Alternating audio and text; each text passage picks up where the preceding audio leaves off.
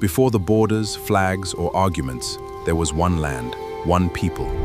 Yet brothers began to see brothers of strangers. Division never arrives like a storm. It begins like a whisper, a small misunderstanding, a wound left untreated, a brother offended. Then came a day when strangers drew lines across the land. Families were separated, but the lines on paper slowly taught brothers to forget they were brothers. Years became decades. Decades became generations. Africa forgot that their hand on the other side, but not always why they existed. Fear has a dangerous voice. Is his loss. It turns fight into anger. When brothers fight, watches from a distance. And then the unthinkable happened. Fear became action. How did my own people become afraid of me? Neighbors became targets. Tears fell across the continent. If Africa could speak, what would she say? She would ask, "Why do you wound your own blood?" But beneath the pain, something beautiful remains. It's still alive. Africa's future will be built by hands choosing to love. Long before Africa's wounds, there was a love greater than human hatred and punder than anger, because healing begins when the love again.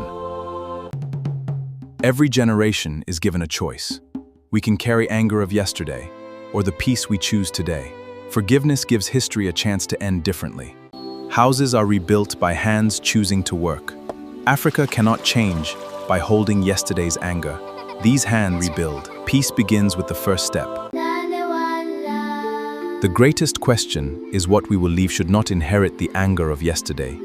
They deserve a continent where differences are celebrated. Forgiveness begins in the heart.